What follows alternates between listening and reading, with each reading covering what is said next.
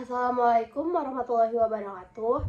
Perkenalkan, saya Aulia Melinda dengan NPM 23110310034. Pada kesempatan kali ini, saya akan mempresentasikan mengenai materi bab 5 mengenai konsolidasi pada anak perusahaan yang dimiliki kurang dari kepemilikan penuh. Yang pertama, kita akan membahas mengenai laba bersih konsolidasi. Dalam laporan keuangan, konsolidasi laba bersih dihitung berdasarkan selisih antara pendapatan dan beban konsolidasi. Yang kedua, ada tidak termasuk laba investasi dari anak perusahaan yang dikonsolidasi. Dan yang terakhir adalah ditambah laba bersih anak perusahaan setelah penyesuaian selisih. Selain itu, saldo laba konsolidasi mencerminkan bagian laba yang akan didistribusikan termasuk kepemilikan saham induk. Jika total nilai diberikan lebih besar dari nilai buku aset bersih, maka selisih dialokasikan kepada pihak yang diakuisisi. Yang ketiga, ada pengaruh kepentingan non-pengendali. Pemegang saham non-pengendali memiliki klaim atas pendapatan dan aset bersih anak perusahaan. Dalam laporan konsolidasi, bagian dari kepemilikan yang tidak dapat dimiliki oleh induk tetap harus diperhitungkan sebagai kepentingan non-pengendali. Slide selanjutnya kita akan membahas mengenai laporan posisi keuangan konsolidasi. Konsolidasi untuk anak perusahaan dengan kepemilikan pengendalian dilakukan dengan cara yang sama seperti anak perusahaan dengan kepemilikan penuh. Namun, ada tambahan pengakuan klaim dari pemilik non-pengendali dalam laporan keuangan. Nah, selanjutnya akan ada laporan keuangan, di mana konsolidasi dengan anak perusahaan kepemilikan pengendali setelah akuisisi. Perusahaan harus tetap menyusun seperangkat lengkap laporan keuangan konsolidasi termasuk laporan posisi keuangan, laporan laba rugi, laporan perubahan saldo laba, dan juga laporan arus kas. Selanjutnya kita akan membahas mengenai penghentian konsolidasi. Jika perusahaan induk kehilangan kendali atas perusahaan, maka anak perusahaan tersebut harus dikeluarkan dari laporan konsolidasi.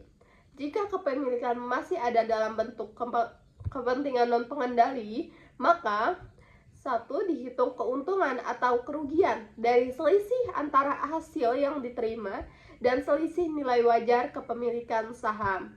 Yang kedua, tunjukkan total kepemilikan induk pada anak perusahaan dalam laporan keuangan. Selanjutnya ada modifikasi kertas kerja konsolidasi. Jika ada pendapatan komprehensif yang lain yang dicatat oleh perusahaan induk atau anak perusahaan, maka kertas kerja konsolidasi harus dimodifikasi untuk mencerminkan yang pertama ada bagian tambahan dalam laporan pendapatan komprehensif lain, yang kedua adalah perhitungan jumlah pendapatan komprehensif yang akan dilaporkan. Selanjutnya ada perlakuan terhadap pendapatan komprehensif lainnya.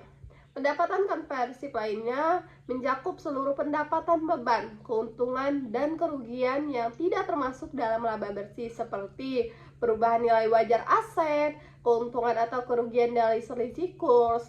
Akun ini akan ditutup pada akhir periode pelaporan. Selanjutnya ada pertimbangan tambahan. Dalam konsolidasi, beberapa aspek tambahan perlu diperhatikan dalam konsolidasi. Yang pertama adalah akun valuasi anak perusahaan pada saat akuisisi. Yang kedua ada saldo laba negatif anak perusahaan jika terjadi kerugian saat akuisisi. Yang ketiga ada akun ekuitas pemegang saham lainnya, termasuk modal tambahan dan cadangan. Dan yang keempat ada pelepasan aset anak perusahaan yang terkait selisih konsolidasi. Nah, kesimpulannya, konsolidasi pada anak perusahaan dengan kepemilikan kurang dari penuh melibatkan kepentingan non-pengendali, laporan keuangan, serta perlakuan terhadap laba dan aset. Laba bersih dan saldo harus disesuaikan dengan proporsi kepemilikan. Jika induk kehilangan kendali, anak perusahaan harus dikeluarkan dalam laporan konsolidasi. Faktor seperti pendapatan konversi, valuasi aset, saldo laba negatif, dan pelepasan aset juga mempengaruhi proses konsolidasi. Pemahaman yang baik tentang prosedur ini diperlukan agar laporan keuangan mencerminkan kondisi secara akurat. Terima kasih, sekian presentasi dari saya akhiri. Wassalamualaikum warahmatullahi wabarakatuh.